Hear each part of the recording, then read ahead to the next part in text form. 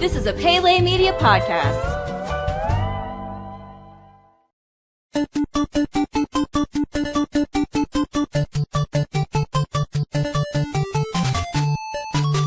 Welcome back to Goonies Minute, everybody. Goonies Minute is the fan podcast where we carefully explore the movie Goonies minute by minute. I'm Brady. And this is Chris. And today we are joined with a very special guest, and that is Scott from Pirates of the Caribbean Minute. Scott, how you doing? Doing great. It's great to be back, actually.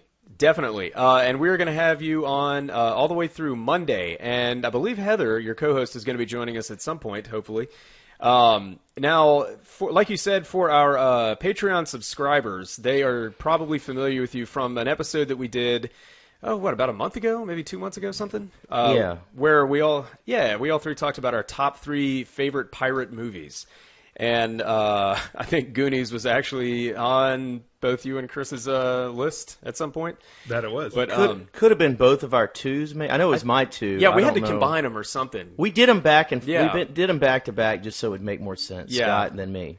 But that was a hell of a time. I think I kind of wanted the show to run somewhere around 40 minutes, and it ended up being like an hour and a half or something. But I got so excited about all of our number one movies and our honorable mentions that I straight up skipped over Scott's number one movie. I have to take a little bit of criticism for that because we had an order that we were doing things, and then when I heard that Scott's number 2 was Goonies, and that was going to be my number 2 also, Yeah. I kind of chimed in there and said, hey, let's combine those. And, just let's do those back to back, even though that wasn't the order. Yeah. Just because I thought it would make more sense to the people listening. So I think that could have screwed some things up there too. So basically, you're taking all the blame here. No, I'm not taking all the blame. But I'm taking some of it. As you're the leader of this ship, mate. Yeah. I think we actually started doing some of our honorable mentions, and I think that's why I completely just forgot about it as well. We were just having such a good time doing that. Yeah. It was definitely a good time. It was a very good time. And then I wasn't in studio for that. I was at my house. That's right. So, we couldn't make any eye contact or write any notes to each other either like we usually do. I think I was, deathly sick. I had, Yeah, you didn't want me to come over, Yeah. and I agreed with you. You're at home on your thing. Yeah, from all corners of the globe.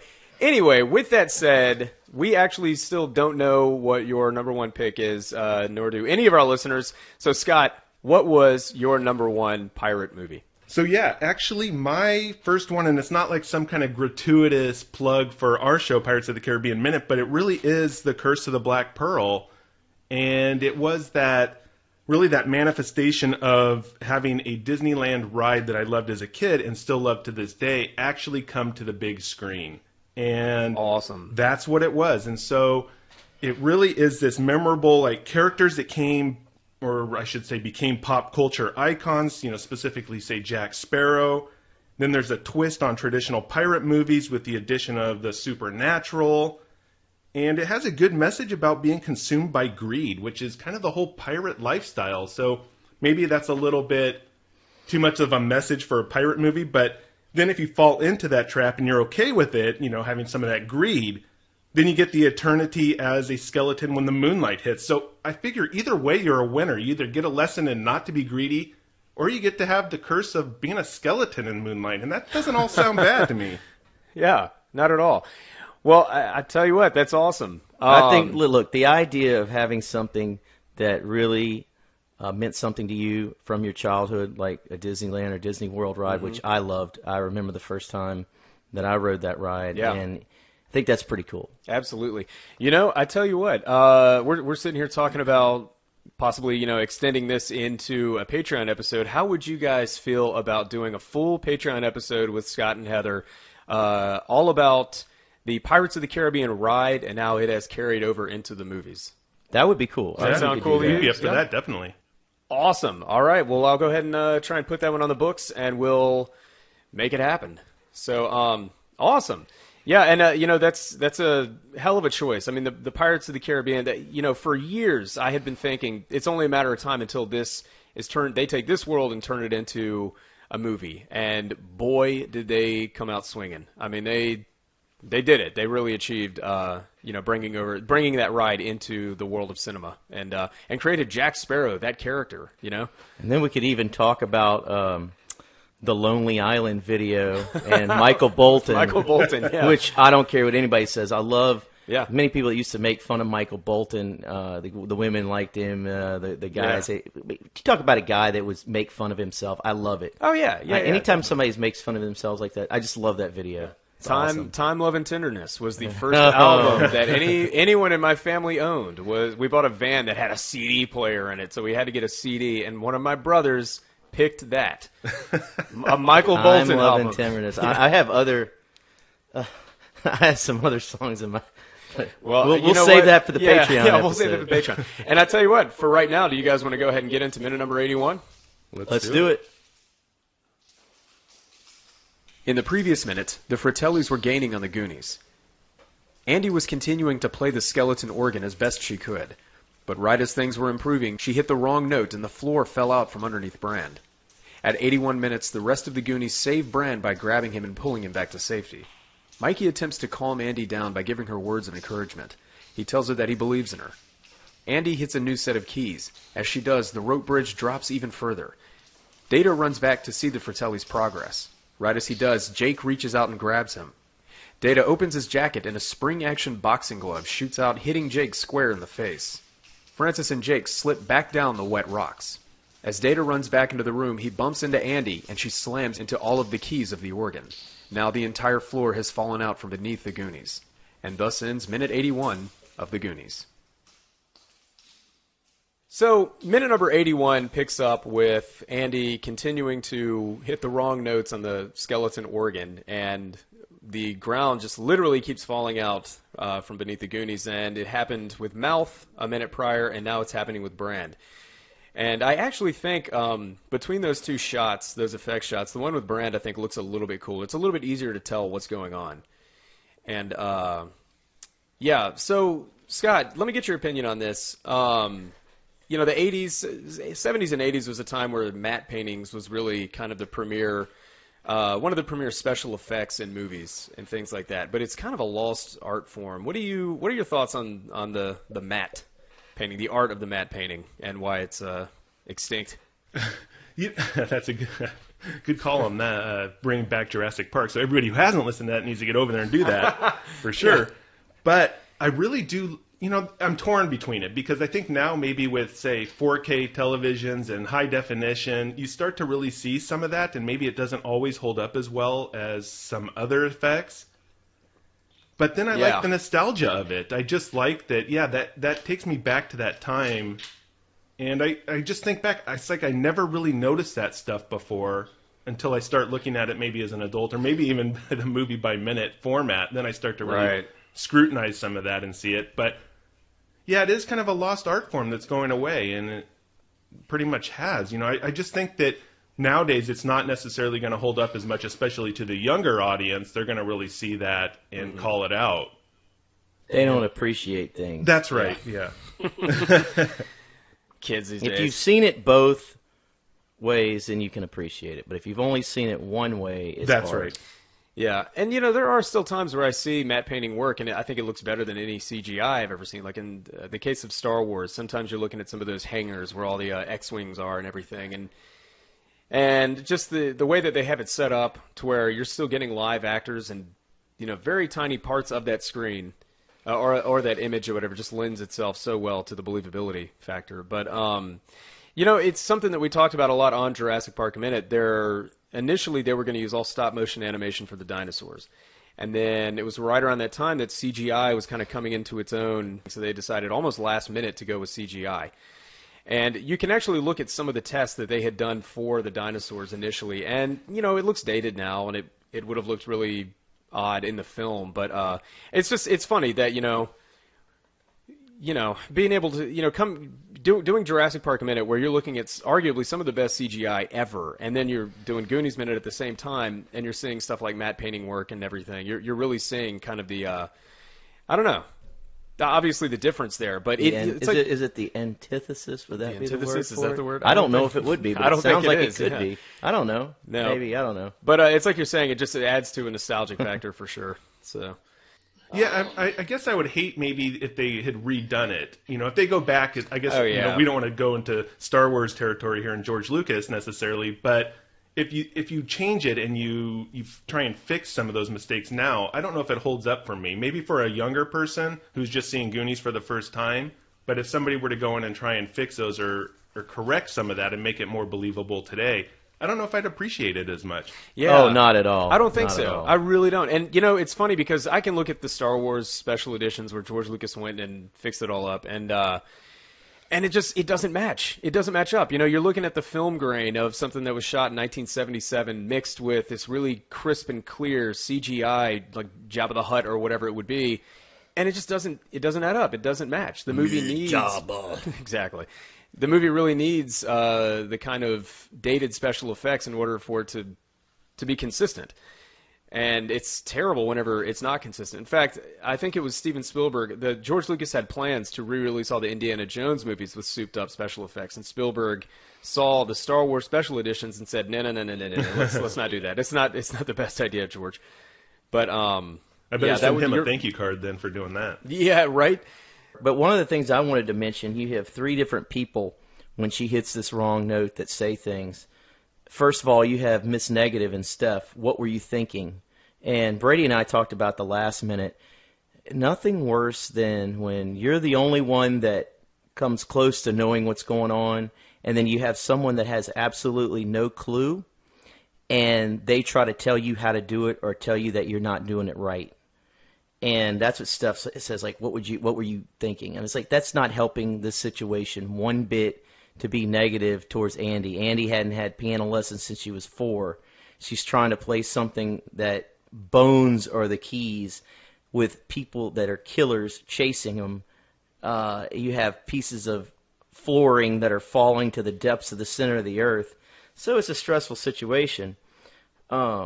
But then you have Bran that's positive, and then you have Mikey talking to his quote-unquote crush. I believe in you. Goonies always make mistakes. Don't make any more. So it's Mikey that has the reassuring, words for her. Which, barely reassuring. Yeah. We also get something here where a couple of times so far in the movie there will be a joke that is just totally out of place in the movie, and it's always involving Data's inventions, and that's the Pinchers of Peril, the sound that... First off, the idea of the Pinchers of Peril is a little Looney Tunes, but whenever there's a sound whenever they extend, and then right here where Jake gets punched in the face and he does yeah, just like that. Actually, you know what? I couldn't. That's the first time I've been able to recreate that noise halfway decent. Yeah, you did a good job. I tried it earlier. Yeah, I tried it earlier today, and I was like, I can't do that. And I just did it in halfway decent. How long did you spend trying just a few minutes. A few minutes, okay. Yeah. But you're right. It's that exaggerated. We had the exaggerated noise, the Looney Tunes type over-the-top noise. And it's Brad, and when he was with us last week or the week before, I can't remember when, but he said the Fratellis were just cartoonish enough to where despite these serious situations and sometimes grotesque situations, where they're just cartoonish enough to where you can kind of laugh at them. And I think part of the reason we can is because of these noises. You had the spring noise, you had the noise that I just made, and then the Gesundheit you had when Chunk was trapped in the freezer and sneezed, and then you had Ma Fratelli who had just walked by that was going down to see Sloth, and she says, Gesundheit. Yeah. Gesundheit. So it's these little kind of over-the-top gags that make watching a kid's hand get stuck in a blender bearable. Right, and it's true. They just it's an interesting contrast that they have from just when you think it's too serious, too scary, then they throw something like that in so it's still a movie. Yeah, it's still a fantasy. Yeah, because there's some really dark themes that happen here. Even when Francis at the end of this minute is crawling back up after Data punches him, or with his kind of alarm system thing there, he's unfolding that knife. Yes. Yeah. And crawling through. Yes. I mean, it's just this ominousness here of what's going to happen. Yeah. And so, I think I agree with Chris. You need that kind of, maybe that cartoonishness to set that up. And so, as a kid, you're watching that going, my God, what's going on here? Or the parents walking into the room watching you see this movie going, what are you watching? Oh, exactly. That's a great point right there. So he punches them, and then you have another problem that happens. He runs to tell the group what had just happened, because remember, he had thought that, they're gone, and he sees them, he punches them. Then he runs, and he falls into Andy, and Andy hits another wrong note, and then you have more of the floor that just falls. And they have an amazing shot from all the way down below. Yes. Remember that? All the rocks are falling down. Yeah, and you see all the rocks falling, and you see way up top is where they are, and it kind of gives you a whole idea of, what they're facing. They're on this little platform, and you see all of these, like from the insides of this cave, what it looks like with all the everything hanging down. It's really cool. This really is one of the best sequences in the film to really utilize, matte paintings. And I'm sure there's blue screen effects being utilized somewhere. Well, yeah, I mean, obviously when they're hanging over the bottomless pit. So you see that on display probably more here than anywhere else in the movie. Because I was thinking about it, this movie actually doesn't utilize green screens and things like that much. Surprisingly, this is not a special effects heavy film. It's special effects in that regard. Scott, one of the things Brady mentioned last week is that when, so many times things are predictable when the first note was right, then you'd have the second one was wrong, then you'd think the third one was right, but they really mix it up here. You have right, wrong, and then right, wrong, right. It's basically like that. Yeah. You're talking about Andy. Andy playing the keyboard. But I think it's so interesting that they kind of mix that up. They have the data falling into her. So it's a little bit different than what you'd usually see, whereas in kids' movies or a lot of movies, things are predictable. But I think it's interesting that One-Eyed Willie, basically she had, you always hear 3 strikes, you're out. Well, in this case, it would have been 4 strikes, you're out. So she actually was able to mess up 3 times. And I don't want to see what y'all thought about that. I thought that was weird. Who knows? Maybe One-Eyed Willie was like, you know what, this whole contraption is difficult enough. I'm done with it. Chances are they're, not going to survive the floor falling out beneath him, I don't know. Who knows? Weird. Yeah, that is weird. Well, that's what I it's almost when I saw that matte or that look up that we get when the floor falls away, that's when it really hit me that this is like a young Indiana Jones movie before there was ever a young Indiana Jones show. And that's maybe why it appealed to me as a kid, because Indiana Jones was a great movie, but these were actually kids that were relatable. The whole movie was just so relatable. Not that I was crawling in caves and doing that. I wish there were caves around to do that, but every weekend was an adventure to us. Not, I wish there was gold and jewels and that kind of stuff, but it wasn't. This was, kids having bikes, and they would all be in front of somebody's house or the neighbor's house or wherever we were that time.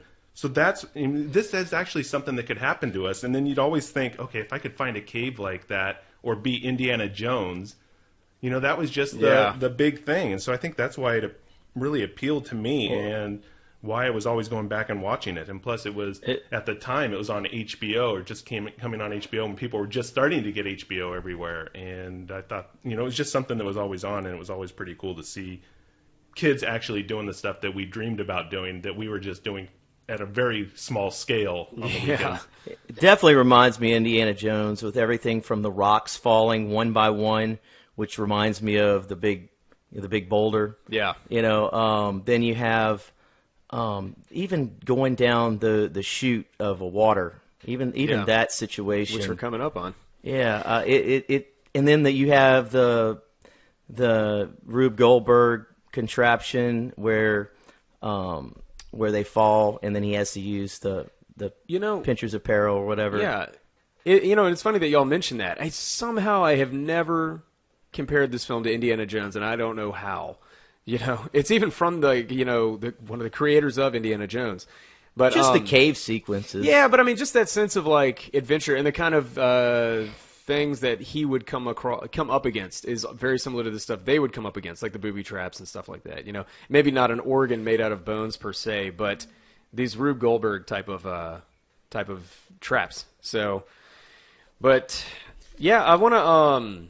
And I know we covered this on the Patreon, but for anybody who didn't listen to that. Scott, how did you come across the movie The Goonies? What was your first experience with it? Yeah, actually, I don't recall ever seeing it in the movie theater. I do remember it coming. We rented a video, or my parents rented it for us, and either we had a VCR at the time or we were still renting one. It's when you could actually go to the video store and rent a VCR. Oh, yeah, I remember that. And so I think that it was either one of those scenarios. But the thing that hits me about it, and it's weird because it's not really much about the movie for my first time seeing it. It's that when we were watching it and it was the Cyndi Lauper video came on, and they're watching it on TV, and I swear my sister was just, we're just starting to get in it. They're just about to get on the adventure, and she wants to rewind this video so she could see Cyndi Lauper again. She was dinking around. She wasn't paying attention. I'm ready to go. And man, if we didn't have to rewind that a couple times, I was just so bitter about that, and obviously I still am. It's just like holding on to that. It's like I wanted to get to the Goonies adventure, not have to rewind and watch Cyndi Lauper. Why?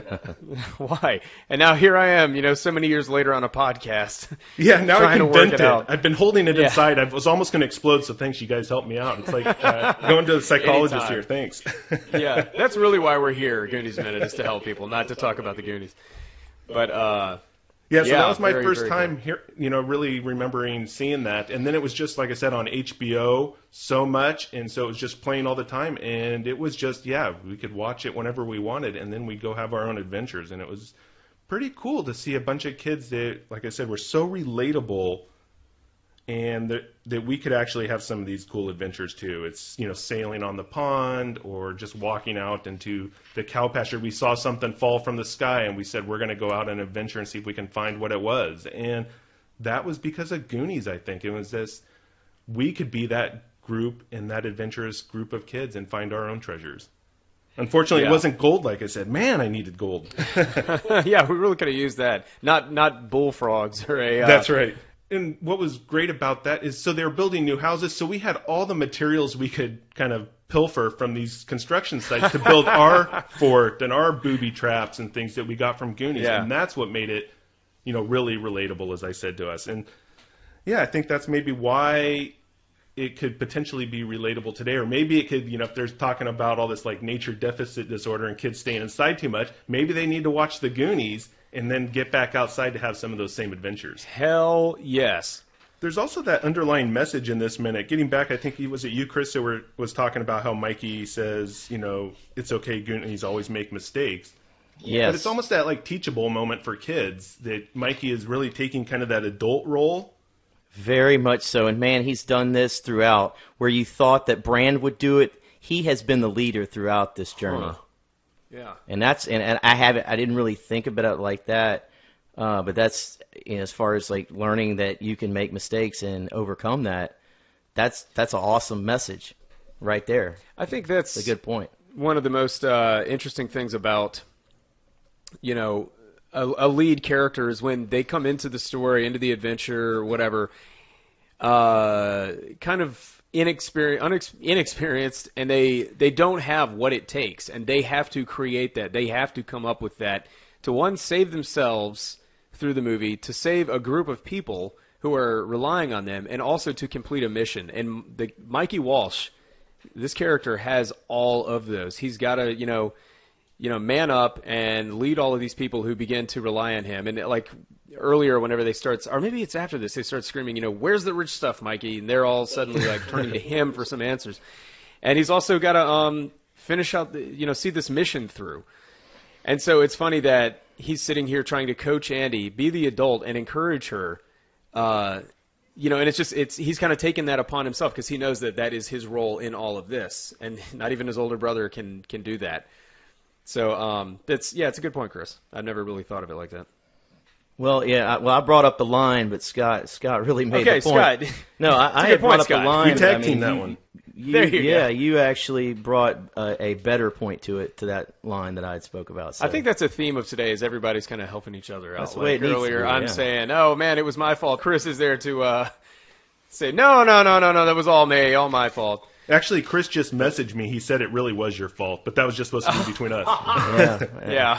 Now that would be something I would do. Yeah. It's usually Brady's fault. It usually is. And if I forget, Chris is here to remind me. So I tell you what, guys, does anyone else have anything for minute number 81? I'm good. That's all I have. Scott, tell us how we can find your podcast.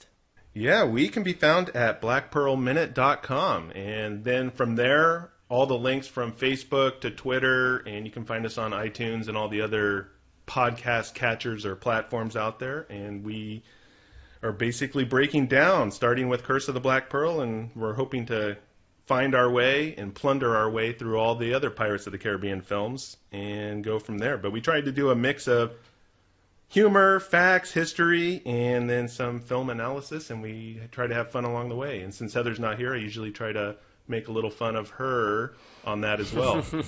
Yeah, Scott and Heather do a great job. I've listened to their podcast. Yes. My girlfriend's listened to their podcast with me, and they do a great job of no matter what minute you would jump into, which you need to start with the first one, but at whatever minute, it's really good, and it really flows well, and it's an enjoyable listen, and I recommend anybody needs to go on there if they have any interest in Pirates of the Caribbean minute or movie. They need to get on there and listen to those guys. Definitely. All right. Well, I think that about does it for today. Thank you so much for tuning in to Goonies Minute number 81, everybody. We'll see you back here tomorrow with Scott for minute number 82 of the Goonies. And until then, this is Brady. And this is Chris. And we're here to remind you that Goonies never say die.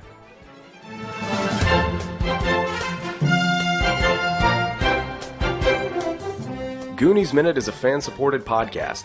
If you like the show, then leave us a review on iTunes. You can find us at GooniesMinute.com, Facebook.com/GooniesMinute, Twitter.com/GooniesMinute, and at Instagram @GooniesMinute. You can contact us at GooniesMinute@gmail.com. You've been listening to a Pele Media podcast. For premium content and exclusive podcasts, visit us at Patreon.com/Pele Media. Check us out on Facebook at Facebook.com/Pele Media and follow us on Twitter at Twitter.com/Pele Media.